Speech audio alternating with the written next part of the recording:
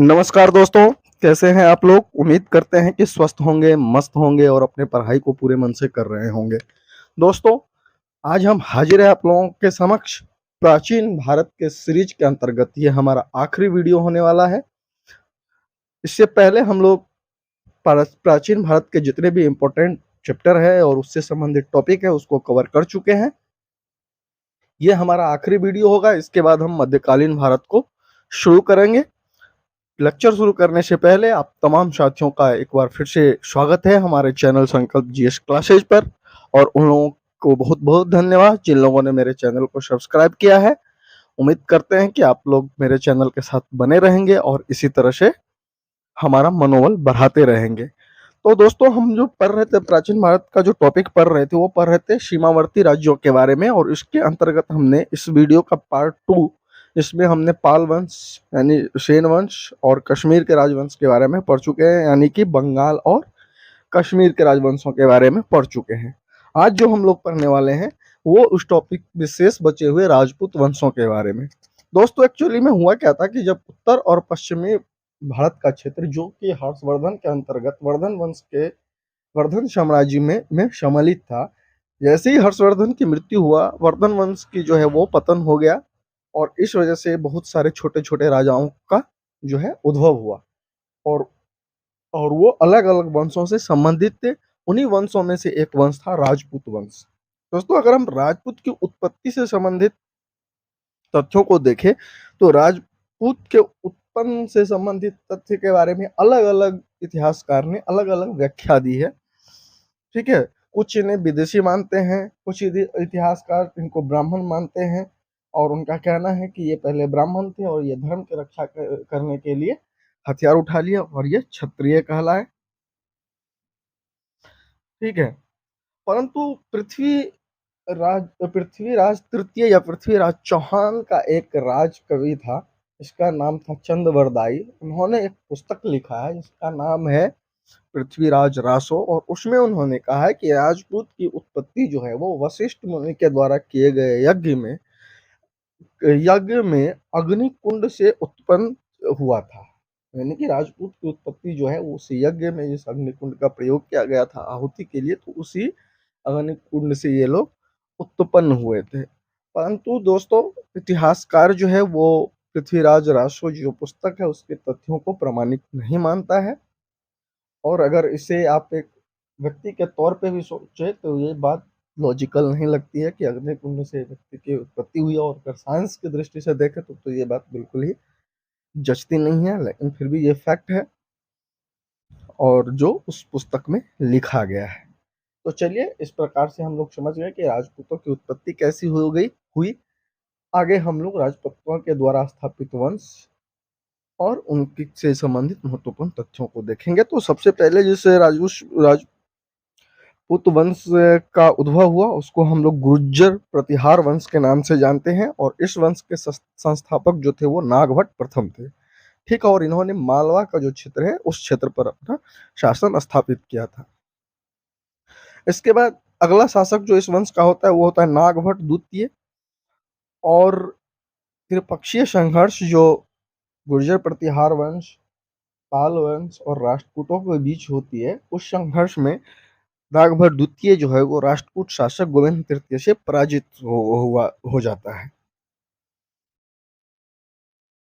दोस्तों, अगर इस वंश के सर्वाधिक शक्तिशाली शासक की बात करें तो वो मिहिर भोज था। और मिहिर भोज जो था वो अपनी राजधानी को क्या किया, कन्नौज लेके चला गया। क्योंकि जब मिहिर भोज इस वंश का शासक बना तो कन्नौज पे भी जो है गुर्जर प्रतिहार वंश का कब्जा हो गया, जो कभी हर्षवर्धन की राजधानी हुआ करती थी। ठीक है, और इन्होंने क्या किया कि ये जो मालवा के क्षेत्र में इसका शासन था और वहां इसकी राजधानी थी, उस राजधानी को वहां से परिवर्तित करके कन्नौज लेके चला गया। ठीक है, इसके अलावा ये विष्णु का बहुत ही बड़ा भक्त था और उन्होंने विष्णु के सम्मान में अपने आप को आदि वराह की उपाधि धारण की थी। दोस्तों, अगर इस वंश के अंतिम शासक की बात करें तो इस वंश के अंतिम शासक जो थे वो थे यशपाल। ठीक है दोस्तों, अगर हम दूसरे राजपूत वंशों की बात करते हैं तो वो थे गढ़वाल राजवंश, जिसे हम लोग राठौर राजवंश के बारे में भी राठौर राजवंश के नाम से भी जानते हैं। और ये वंश थोड़ा सा महत्वपूर्ण है क्योंकि इससे संबंधित क्वेश्चन पूछे जाते हैं। क्या क्वेश्चन बनते हैं आगे आप लोगों को हम बताएंगे, तो आप लोगों को खुद समझ में आ जाएगा। तो दोस्तों, इस वंश का संस्थापक जो था वो चंद्रदेव था तथा इसकी राजधानी जो थी वो वाराणसी थी। गढ़वाल वंश के अगर सर्वाधिक शक्तिशाली राजा की बात करें तो वो गोविंद चंद्र था तथा इस वंश का अंतिम शासक जो था वो जयचंद था। अगर दोस्तों यही क्वेश्चंस पूछे जाते हैं और इसके बारे में आप लोगों ने भी बहुत सुना होगा। ठीक है। जिसे मोहम्मद गौरी ने 1194 ईस्वी में चंदावार के युद्ध में मार डाला था और इस वंश की समाप्ति हो गई थी। जयचंद के बारे में आप लोग पहले से जानते होंगे, नहीं जानते हैं तो हम बता देते हैं कि जयचंद ही था जिन्होंने पृथ्वीराज चौहान के खिलाफ मोहम्मद गौरी की मदद की थी तराइन के द्वितीय युद्ध में, जिस वजह से क्या हुआ था, पृथ्वीराज चौहान की हार हो गई थी। क्यों इसने पृथ्वीराज चौहान के खिलाफ मोहम्मद गौरी की मदद की थी, तो इसकी भी एक कहानी है। इसकी कहानी ये है कि इसकी एक पुत्री होती है संयोगिता। वो उसका इसकी बेटी संयोगिता और पृथ्वीराज चौहान के बीच प्रेम संबंध होता है जो जयचंद को पसंद नहीं होता है, क्योंकि पृथ्वीराज चौहान जो चौहान वंश के होते हैं, आगे उनके बारे में पढ़ेंगे, इससे और इसके वंश के बीच में राइवलरी होती है, दुश्मनी रहती है। तो इस कारण से इसने क्या किया कि एक अपने बेटी के शादी के लिए स्वयंवर का आयोजन किया और पृथ्वीराज चौहान की बेइज्जती करने के लिए उसकी एक प्रतिमा जो है वो एंट्री गेट पर लगा दिया। ठीक है।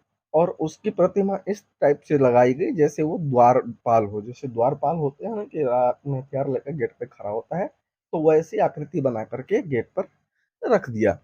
जिस वजह से परंतु संयोगिता उससे प्रेम करती थी और ये खबर पृथ्वीराज तृतीय या पृथ्वीराज चौहान को भी लग गई कि इस तरह से स्वयंवर का आयोजन हो रहा है। तो वो अपने सैनिकों के साथ अगल बगल के क्षेत्र में छुपा हुआ था और जैसे ही स्वयंवर का आयोजन हुआ तो संयोगिता ने क्या किया कि उस प्रतिमा के गले में माला डाल दिया और उधर पृथ्वीराज चौहान अपनी सेना के साथ पहुंचा ही हुआ था।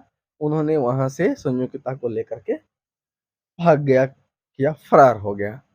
तो इस वजह से दोनों के बीच जो दुश्मनी थी और बढ़ गई और उसी का बदला लेने के लिए उसने पृथ्वीराज चौहान के खिलाफ जो है मोहम्मद गौरी की मदद की थी। बाद में मोहम्मद गौरी ने इस पे भी हमला किया और इसकी हत्या करके इसके राज्य को भी जीत लिया। ठीक है दोस्तों।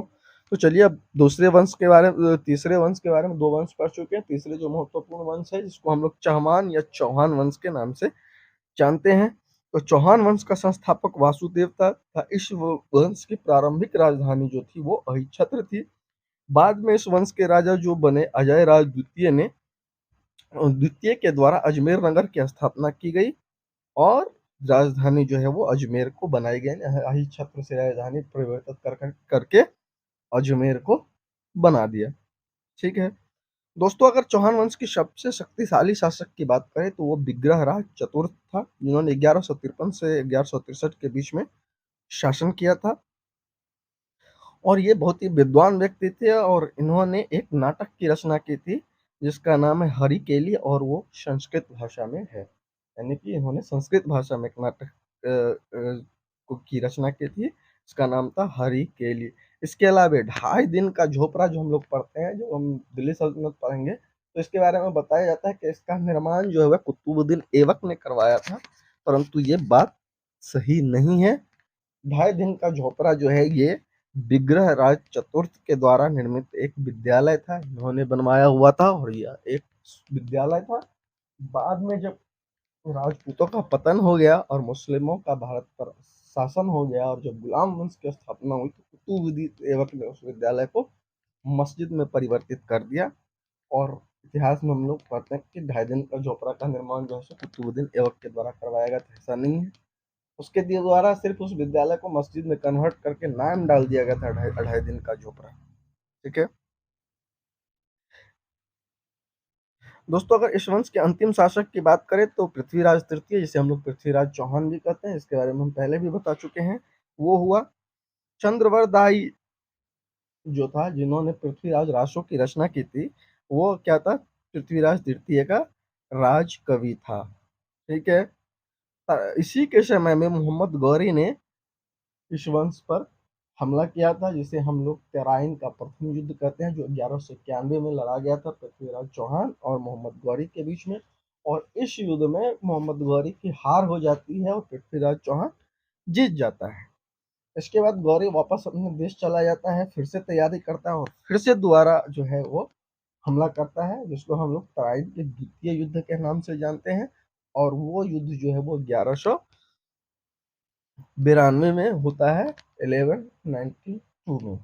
और इस युद्ध में पृथ्वीराज चौहान की जो है वो हार हो जाती है और मोहम्मद गौरी जीत जाता है।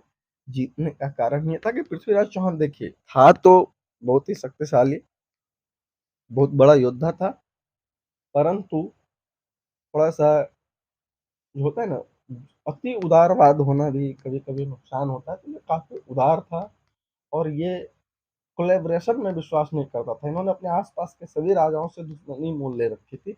इस वजह से जब मोहम्मद गौरी ने दोबारा हमला किया तो किसी आसपास के राजाओं ने इनकी मदद नहीं की थी, बल्कि मोहम्मद गौरी को मदद की थी। जैसे जयचंद ने मोहम्मद गौरी का साथ दिया था, ना कि इसका साथ दिया था, जबकि वो भी राजपूत वंश का ही था, कहीं ना कहीं इसी का वंशज था, क्योंकि पूरे राजपूत जितने भी वंशों में विभाजित था वो उसका मूल तो एक ही था, उसी से कई सारी शाखाएं बनी, परंतु इसकी मदद नहीं की थी। जिस जिसकी वजह से इसकी दूसरी बात ये थी कि जब ये 1191 में तराइन के प्रथम युद्ध में मोहम्मद गौरी को हरा दिया था, तो इसके पास पूरा अवसर था कि मोहम्मद गौरी को पूरी तरह से खत्म कर देता, परंतु इन्होंने ऐसा नहीं किया। युद्ध में हरा करके और उसे वापस छोड़ दिया। वही बात, अति उदार बात, हम राजपूत हैं, हम किसी निहत्था को कैसे मार सकते, कमजोरों पे वार नहीं करते हैं।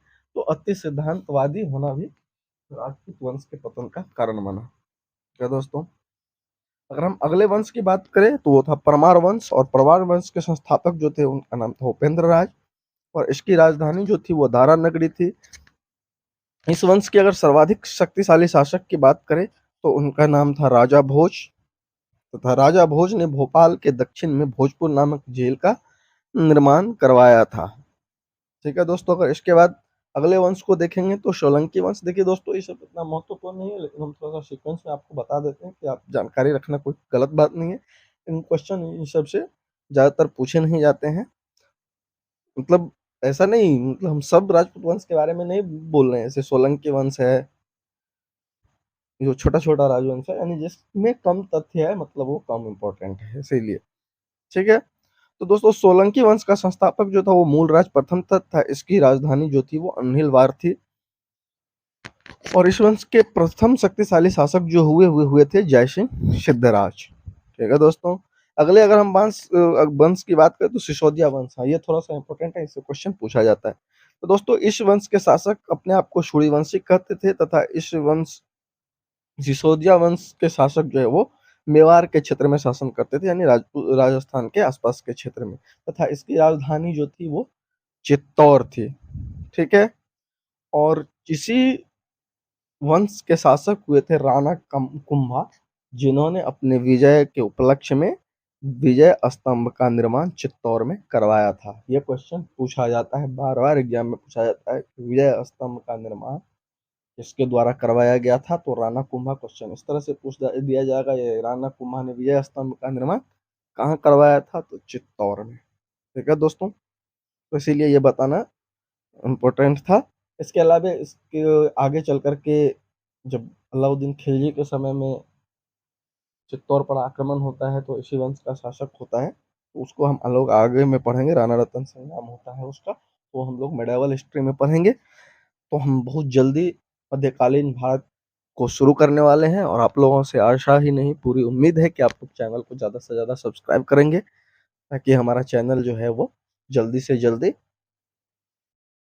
मतलब देखिए यूट्यूब का ऐसा एल्गोरिदम होता है कि आप सब्सक्राइब करेंगे तभी मेरा चैनल ग्रो कर पाएगा, और मेरा चैनल ग्रो कर पाएगा तभी हम आप लोगों के लिए ज़्यादा से ज़्यादा चीज़ें प्रोवाइड करेंगे। अभी हम थोड़ा सा व्यस्त चल रहे हैं, और ये व्यवस्था हमारी 1 अगस्त तक चलने वाली है। उसके बाद हम सारे सब्जेक्ट एक सब्जेक्ट लेके आएंगे। हम कोशिश कर रहे हैं कि आप लोगों का मैथ रीजनिंग या लाइव क्लास भी जितना सपोर्ट हो सकेगा हम करने का प्रयास करेंगे। बस आप लोगों के हाथ में है कि इस चैनल को जिंदा रखना है या डेड करवा देना है। डेड हो जाएगा तो हम कुछ नहीं कर पाएंगे, और जिंदा रखने के लिए थोड़ा सा सब्सक्राइबर आप लोगों को बढ़वाना होगा। आप लोग थोड़ा सा सब्सक्राइब करेंगे। इन्हीं सब बातों के साथ आप लोगों को बहुत बहुत धन्यवाद, और बने रहें हमारे साथ। आप लोगों की सारी सब्जेक्ट की तैयारी हम करवा देंगे, टेंशन नहीं लेना है बिल्कुल भी। हाँ, थोड़ा समय लगेगा क्योंकि डिटेल में पढ़ेंगे तो समय लगेगा।